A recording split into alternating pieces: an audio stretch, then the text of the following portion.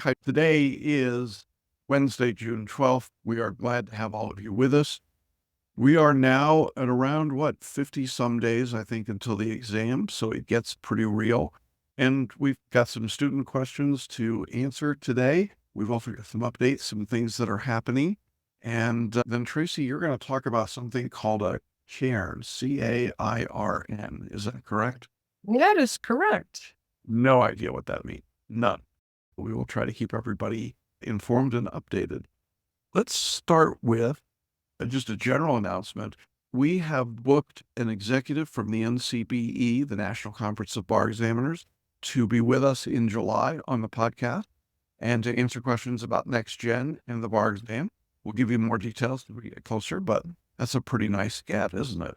You get one of the execs from NCBE to join us. So there you go. Must be because we've got one of the top 20 exam podcasts on the internet. That's fun. All right. I think the first thing we should talk about, Tracy, is the Level Up program. Level Up is coming this Saturday. This is an opportunity to work in a very small setting, 1-on-1, 1-on-2, 1-on-3, with me or with Tracy. We've got several blocks set up, 1-hour blocks.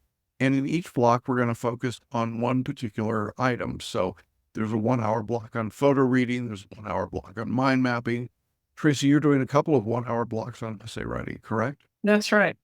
And That's right. we're doing performance tests. We're doing MBE. So all of that is there, and it's $100 a block. Now, I had a request from one of our students to work through the Florida exam, to talk about what's going on in the Florida exam. And I thought this would be an interesting way to actually add a block in the afternoon, one block for Florida, one for Georgia, one for UBE, and one for California. And what I decided to do, it's all things Florida or all things California, whatever it might be. But I thought that one of the things I could do would be to give those participants a preview of my preview. That is, I'm going to talk about what I think is coming on the exam. So if you'd like a running head start on my, and I hate to use this word because they're not really predictions, they're just trend analysis. But if you'd like to know what I'm thinking is coming around the corner in July on the bar exam, this is your chance to get that now rather than waiting a month until around July 10th when I normally make the video available. So if you want to participate in the Florida preview, there's a block now on that site where you can jump in there and register for that hour. And of course, we'll do more than just talk about what's coming in the exam. We'll also talk about the test itself. And there's the link. We've got Florida noon Mountain. We've got UBE at 1 o'clock, Georgia at 2, and California at 3. And you can join me and get my preview for that block. So what you want to do is go to our website, the for the Level Up day, and then use sort of the blocks you want. And as I say, each block is $100 each. And you can also, with that, get the opportunity to pay over time using our buy now, pay later programs. So that's cool. Again, that's this Saturday. We're starting at 8 o'clock Mountain time, which would be 10 on the East Coast and 7 o'clock on the West Coast. You need a little extra help with something, this is a great opportunity just to jump in, and you can register all the way up until Friday night. We'll send you a Zoom link on Friday night, and you can jump in Saturday morning. We would love to have you. We are keeping the size of Level Up to about 3 or 4 people per block, depending on what it is that we're doing. So you're getting really intensive opportunities to work with us. I know that we've got a lot of interest in the multi-state, the MBE block. Just to tell you what we're going to do there, we'll be going through some MBE questions. We'll be doing selective intuition. I'll be showing you how to apply that approach and then how to mind map it and work with the answer responses that you get. So that's just one example. But I did want to point out this new piece, even if you don't want to, if you think you've got everything else nailed down and you're thinking to yourself, I'd really like to know what subjects Jackson thinks might be tested, then hop on that 1 hour and get that information. If you want to wait till July 10th, that's great. We'll do the video then for you as well. We've got a fair number of people participating already, but we certainly have space for more, and we'd love to have people participate. Yeah, right now you have an excellent opportunity for one-on-one with me on an essay that you can write and bring into the session. There's a couple of people signed up for mind map, so we're going to work and look at your mind maps. And that time with Jackson is getting scarce as we get closer to the exam. So this is a great opportunity to jump in at 11 o'clock and ask him anything, or to come in the afternoon for your specific jurisdiction, or in the morning if you need to brush up on these very important components of exam preparation. Yeah. And you can register for as many blocks as you want. So I know we've got people that have signed up for 2, 3 blocks. Don't hesitate to do that. I think this is a good tool. Our goal here is for you to be able to get this focus 6 weeks out from the exam. And I think it's a good way to do that. First time we've done that, we'll look forward to having all of you participate and look forward to seeing you. So that's what's going on with Level Up Day. The next thing we wanted to talk about is what we're calling 5 for 5. This is the opportunity to add 5 coaching calls for $500. You can make 5 payments of $110 if you want. It costs you a little bit more, but you can do monthly payments if you prefer to do that. I want to give you the link for that as well. We had set a deadline today to participate in the 5 for 5, but because we're having so many technical problems, the week has gone on, we're going to extend this out through Saturday. So if you have not yet ordered your 5 for 5, you'll have an opportunity for another couple of days to do that. Use that link. If you're watching later, we'll put the link up for you. But again, it's the chance to have 5 coaching calls one-on-one with Tracey or Amanda or me. When you order this, you'll be able to select your mentor. It'll be me, Tracey, or Amanda, whoever you'd like to work with. You do these 5 calls. You'll be talking about your essays, your performance tests, if that applies, if you're not in Florida, and your multi-state or multiple choice, just whatever you want to work on. We record the calls. They're 30 minutes in length, and there's plenty of time to use those. So it's a great opportunity to get some extra coaching. And of course, you could do this if you're not getting any coaching at all right now. But even if you've got coaching calls, we've had a number of people who've just said, I want to add to my coaching. Well, normally, this would cost $1,250 to do with me. It would cost $1,000 with Tracey or Amanda. So great savings, really, and great way to do it. So there you go. You can use buy now, pay later. You can use monthly payments with us. But in any event, deadline now pushed back to Saturday because I couldn't get on the link. So sorry. Anything else you want to say about 5 for 5, Tracey? I had a student ask if we could work on mind maps. You can work on anything you want in these 5 sessions. It's really what you feel like you need to tweak up before the exam next month. So we're just here for you, and you can set the agenda. All right, great. If you have any questions, let us know. I would say that this is the point in time when, if you're thinking about adding coaching, this is when you should do it, because you need to have enough time to get the feedback and apply it, and then get more feedback and apply it again. And I think if you're not doing that, if you're trying to do it right at the very end, it's valuable, but not as good as doing it now. So that would be my suggestion, is to try and get it done now. All right. Do we have any other announcements? Yeah, we need to talk about a staff change. You want to do that? In a way, and in a way, I don't want to do it. I'm sad to announce that our dear June has decided to separate herself from CBR and move on to other things, other pursuits in her life. She has worked with Jackson for over 9 years. In a short period of time, a year and a half or so that I've worked with her, I've sure enjoyed her work and her wisdom and her phonings, the chaos sometimes in our meetings, and also for you. We are very grateful for June and her participation at Celebration Bar Review. Now, we are not immediately, and some of it is timing because the bar exam is next month. We're not hiring another admin assistant right now. So you're looking at the 2 assistants, and you've already seen how great we do. But we are working together, and we will handle all of your requests and your needs if you just be patient with us as we learn how to do this. We're having to, like this morning, set up new feeds and things like that. Thank you to June, and good luck to June, and we move forward. Yeah, I echo all of that. Obviously, she's been an integral part of what we do, and we wish her well. There are things in her life that are changing, and we respect that decision.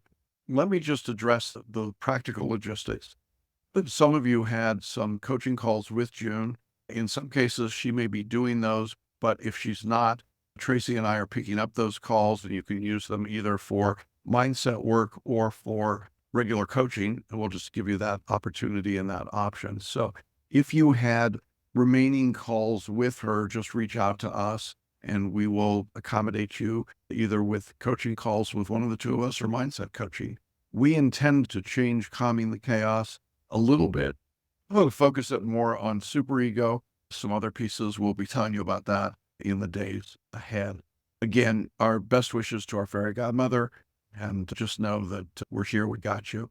If you need to reach us on logistics items, the email is admin@celebrationbarreview.com. If you're sending an email to june@celebrationbarreview.com, it's going to get forwarded back to me and I will respond, but the admin is probably the better email address to use.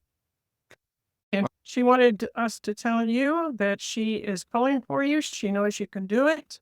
She's sorry she could not stay through the next examination administration, but she is in your corner even as she steps away from ours. Yeah, absolutely. All right. Should we turn to student questions now? I think so. Okay. First question, and this is typical again of what we see at this stage. Got a lot of questions that basically asked, how much time should I allocate to multi-state versus state and essay writing, or if you're in Florida, multiple choice? I think at this point, your focus should be primarily on getting through the substantive material. That is, making sure that you've done the reading, photo reading, and the lectures for all of the subjects in your exam. So if you're in the UBE, you've got 14 subjects. You've got more subjects than that in Georgia, about that number in California and Florida. And the goal here is to get through all of that substantive work. If you're following the course syllabus, basically, you're going to be in proper balance. Where it gets dangerous is when people start jumping around and saying, I want to study this subject and then this subject and then this subject. Or they start going heavily into multi-state or heavily into the writing. In general, that's not a good plan unless there's a particular reason why if you just were fabulous on the multi-state and terrible in the writing, okay, it makes a little more sense. But most people, it's fairly even. So I would stay pretty balanced between the two right now. I would not swing wildly one direction or the other. I will say that around the 10th of July, which is our benchmark date for finishing the substantive part of the course, that's when most people start doing more in multi-state because they're taking full-length exams. And remember, you've got several of those exams coming up, the practice tests, the 2021 all the way back to 1992.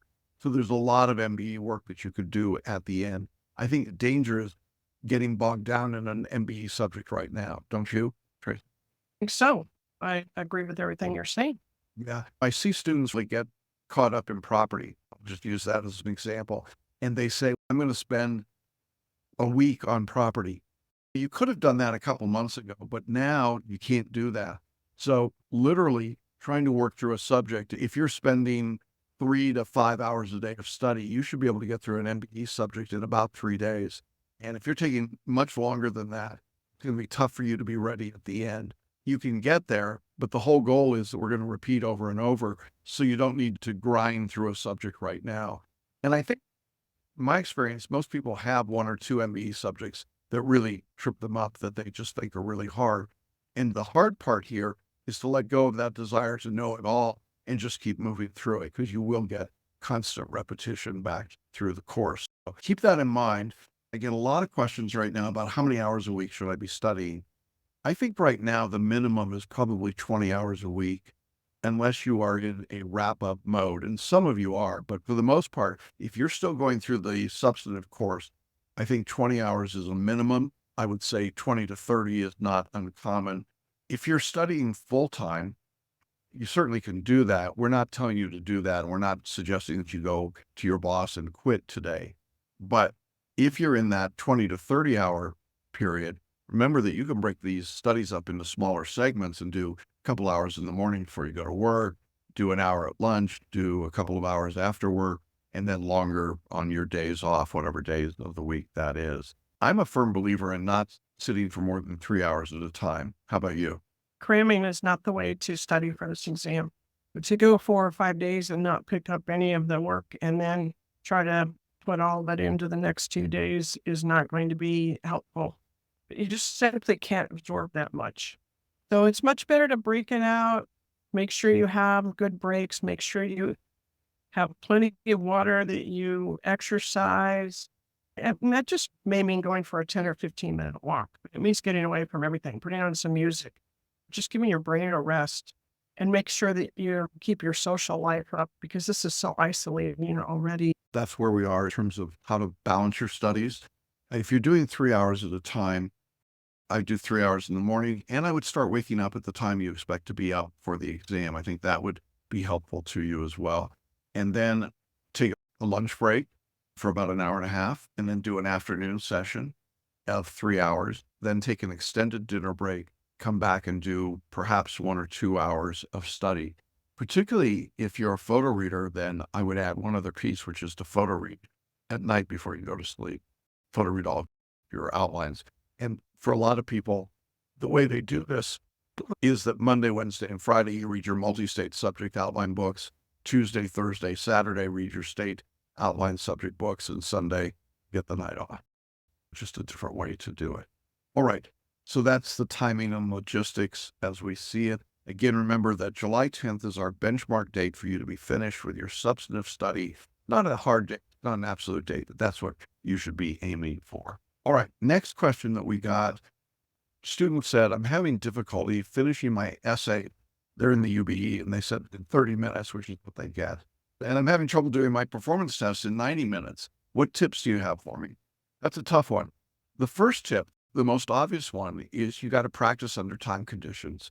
When we reach this stage of your study, a student says to me, I had an essay and I went over by 10 minutes or 15 minutes.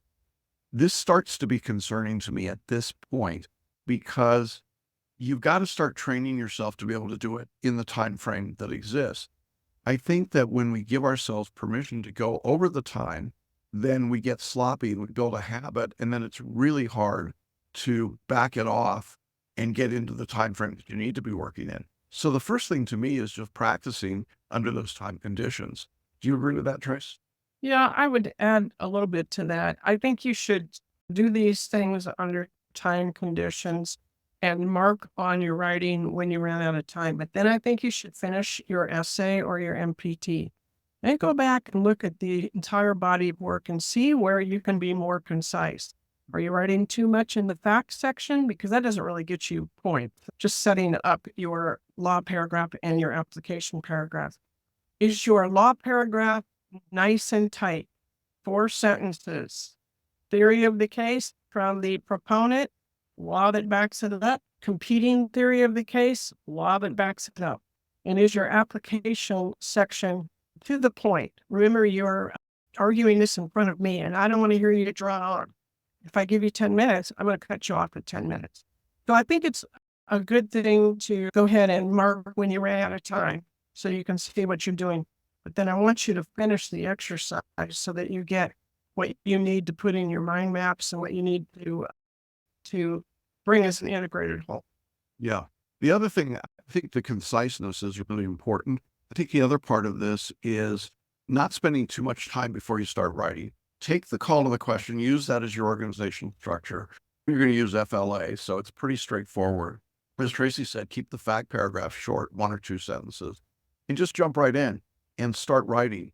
Now, if you're a photo reader, you've got to trust that the law will come to you. It's spontaneous activation. We're going to be talking about that at the Level Up Day, but it's really something that you just have to trust. And the only way you're going to trust it is to do it in practice. If you don't do it until test day, it won't happen for you. So if you get used to writing in that law paragraph your legal argument and then asking yourself, what is the law? What would the law have to say in order to support this argument? And then just paraphrase what comes to your mind. When you do that, you'll write faster, and then you'll gain the confidence. And as you gain the confidence, you'll write even faster still. Now, I know for some of you, the issue is that you're not fast typists. How do you get to be a faster typist? You practice. That's really what it comes down to.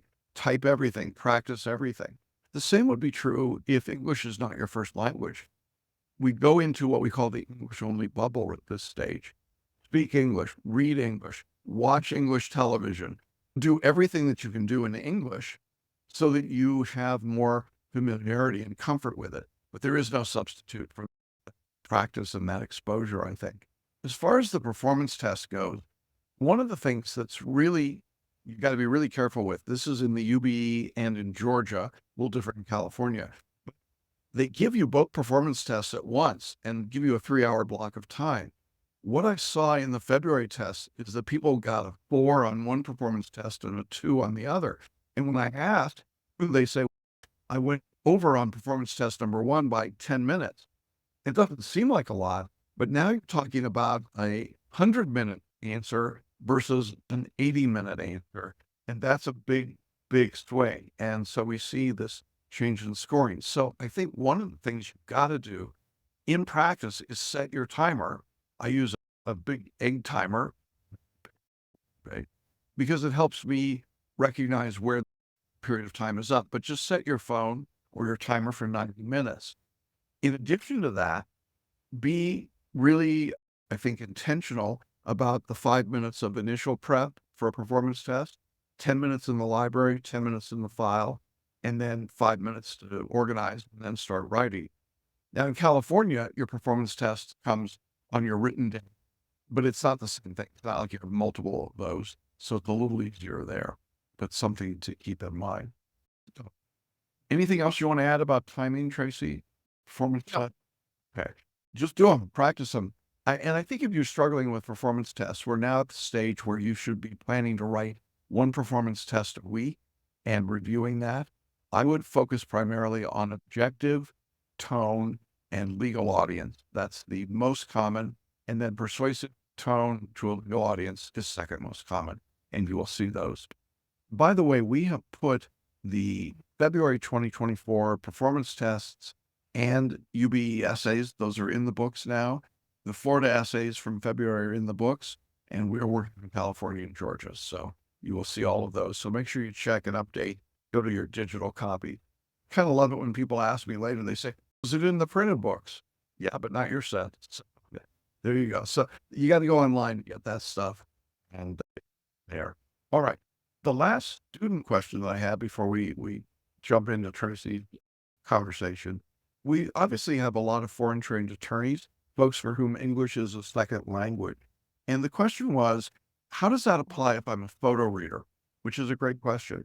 I've talked to Paul Sheely about this several times, and it's been my experience as well, that photo reading remarkably effective for non-native English speakers. And here's why, at least as Paul explained it to me. When you read the text, you're reading in English. And if you were reading traditionally, you would read it and then do a translation, right? And to your native language. And then you think about it or work with it and translate it back to English in order to work with it in writing or answering an NBE question. What Paul says happens when you photo read is that your brain takes in English and it does the translation in the non-conscious mind. So it's running in the background, if you will. When you spontaneously activate answer a question, then that material comes out of non-conscious. And in most cases, and people have to tell me if this is true, it comes out in English. And that's a big advantage. Now, it may come to you in your native language, and then you've got to retranslate it, but you've cut out that whole conscious translating part to take what you're reading and put it into your mind. And so is there a special approach to photo reading if you're a non-English speaker? The answer is no. You should do exactly the same thing. You should photo read it, then do your post view, and then as you start to activate, that's where you'll get it back there. I also think mind mapping is pretty important for a non-English speaker, don't you? Oh, absolutely. You have to get the turns of phrase in English, and you've got to get those into your non-conscious brain so that you can bring them back up when it's time to write. Yeah. And I think the mind mapping really helps do that because there you're not under pressure. You're literally taking what you've got, you're putting it in the mind map. Now, I would not recommend doing the mind map in a language other than English, but as you do that translation in your mind, I think it's helping get, as you say, Tracy, the terms of our buzzwords, the language that we want to get. So if you're not a photo reader and and English is not your first language, there is still time for you to acquire photo reading and start using it and learn it. It only takes an hour a day for 8 days while you're doing the rest of your study. And I think that it's a big advantage. We've had students over the years who were photo readers for whom English was really a struggle for them. And it made a big difference in their approach and in their study. I would encourage you to do that. Any other thoughts about that? We got that covered? I think you have it covered. Okay, good. So there you go. We got it. Thank you. We also had a question about CLE credits for bar review. Answer is good luck. You can try. We do not provide anything to the various CLE providers. This is a long running battle between bar reviews and CLE. In most cases, the CLE system does not view bar review as being worth that. And the amount of work that we would have to do to submit is, over the years, we've learned doesn't work. You're welcome to try and get the credit. I'm not aware of anyone that has gotten them in a decade, at least, from us or from anybody else. It just generally isn't there. So sorry to say that we don't want it available, which is dumb, isn't it? It should be a study credit. You're learning the law, but there you go. I guess they figure it's not enough for them. So that's CLE. Okay. If I give you enough time to reset your screens, Tracy? Yes. Okay.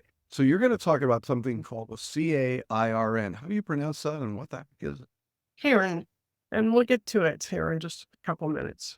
Okay. All right. There's a magical place.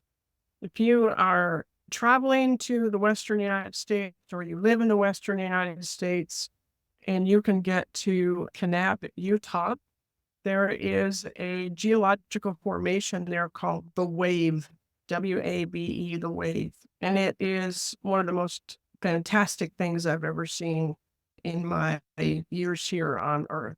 It's off of US 89. You have to take US 89 through Page, Arizona, and you end up in Coyote Buttes. And you park in a little parking lot, sign into the register, and then off you go. This is a wilderness setting. This is not something where tour buses can drive up and you pile off for 10 minutes and take all your pictures and then pile back on the tour bus and drive away to the nearest crack and barrel. It doesn't work that way. You have to actually register to go there. And few people have gone there because it is a hard journey to get there on foot. A select few are permitted to find it. Only 64 people a day are allowed in to the Coyote Buttes area to look for the wave. It requires registration. You have to plan ahead. You have to apply in January to go if you want to go in May. That's how far ahead you have to put a reservation. It sounds like bar exam, doesn't it? It's a tough journey. It is on foot. There's no tour bus. There's no easy little postcard that you get. You don't get to just pile off the bus and take your little 10-minute set of pictures and pile back on in air-conditioned comfort and drive to the crack and barrel. Now, my husband, Chris, he was just a fantastic wildlife and landscape photographer. And he and I made plans a long time ago when we were in much better shape than I am now to go to the wave and to fill the stars at midnight with full moon lighting. Now, this was typical of Chris's plan. And at the time, I would just say, "Oh, you're the guy. I'll follow you. It's okay. I don't know what we're doing. It'll be fun." So like the bar, we applied. We paid some money. We paid quite a bit of money to get there. We had to prepare and we had to plan this journey. Then we actually had to journey. Now you can go to a big box supply store and get some boots or some shoes, maybe one size fits all. some shirts, some pants. You can have a fancy little vest. You can get your little click camera and set off if you want. No one's going to stop you. You get to the wave? Probably not. Could you die out in the desert? Very probably, and people have. It is a wilderness to go, and to go without a guide, not smart, not smart. Sound like another big box? Just saying. So the way to the wave is over slip rock, which is easy walking in one way and another way, very difficult walking. There are no trails. There's no nice sand to cushion your feet. It's hard on your feet. And if you get caught in a rainstorm, it's called slick rock for a reason. So you constantly have to be watching the weather. You have to be aware of your surroundings and what's going on. There's no trails, as I said. There's no directionals. You use things called cairns, which are, I'll explain them in a few minutes. Anyway, but that's your directions. I want to read to you for a second what the site says about the hike to the wave. The loop hike to the wave is entirely off trail. There are no cairns. Routes shown are approximate and do not replace common sense. There are a few markers on the hike to the wave. You should mentally note where they are to help you with the return to your car.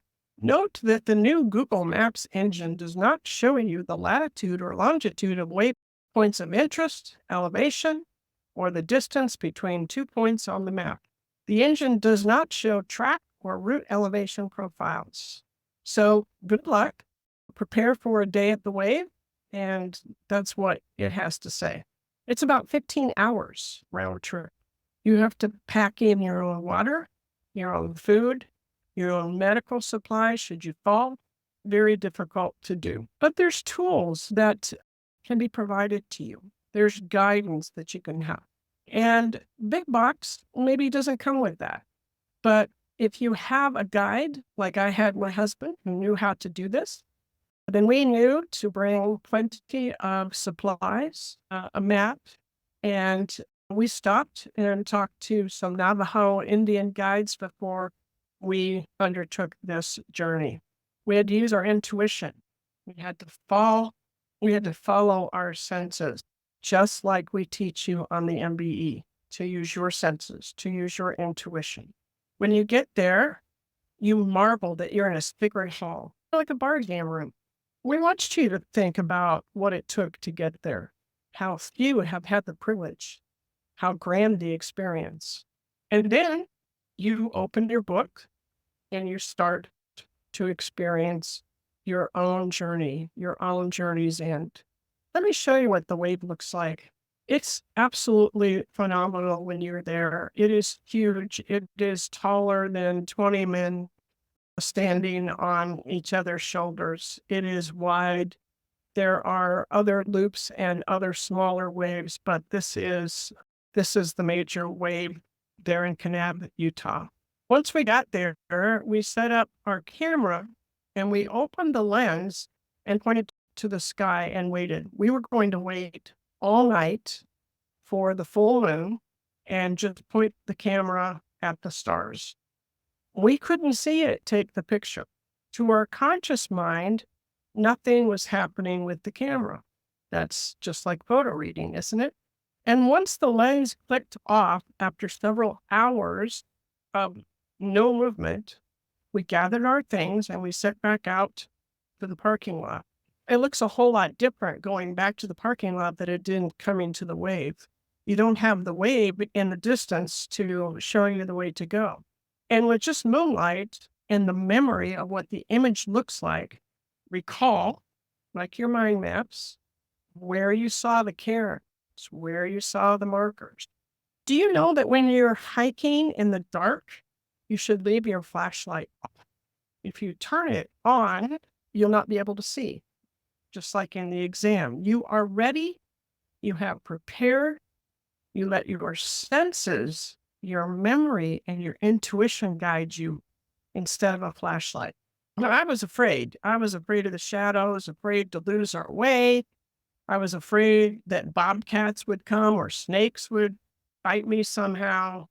And I was afraid of the boogeyman, lots of things in the dark. But we kept moving forward. We used all our inner tools, relied on our training, the wisdom of our guides, and the unknown movement of the universe that led us on back out of that sacred, scary, beautiful, grand place. Let me show you something here. This is a cairn. This is a waypost in the wilderness. And finally, I saw one of these outlined against the moon, and we then hollered as we finished our test. A cairn is just a tower of rocks that people build and put up a little higher than where people are walking to help guide their way. Cairn. So a few weeks later, the photo lab called and told us our pictures had been developed. We practically ran to the lab, and this was our result. It's called a star trail, and it's my gift to you. You can go ahead and screenshot this if you want, print it out, put it up somewhere near your study area.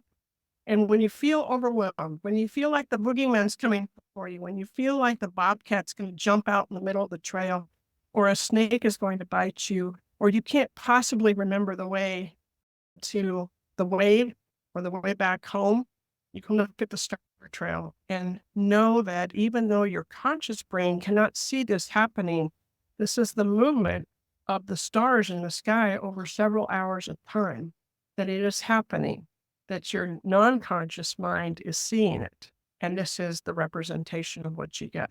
So this is my gift to you and from Chris, who now lives somewhere in those stars, and says to you and to me every day, you can do this. Wow. Folks, I've seen this photo in full size, and it is every bit as spectacular, actually more spectacular even than it shows on the screen. So thank you, Tracey, for sharing that. And now I know what a cairn is. And And we're the cairn. yeah, We're the cairn. let us be your guides. I think that's a great note for us to end on today. I hope that all of you will continue to move forward with your studies. Great opportunities here. We've got the 5 for 5 still open for another couple of days to get the coaching. We have the level up opportunity, and we've changed the times now, get them correct for Georgia and California. So we'll look forward to seeing those of you that are going to join us on Saturday. You will be getting an email from us with the link. And if you're doing the essay writing, I think you're getting an assignment and the central performance test. So in any event, we will see all of you next Wednesday. Hopefully we'll be back on the community group with the events set up properly, but thanks for those of you that found us and migrated over here. And if you're watching and listening, we're glad to have you with us as well. And we'll be back next week. Any thoughts that you've got, Tracey? You do this. Yeah, there you go. All right, everybody, take care. We'll see you again next Wednesday. Bye-bye.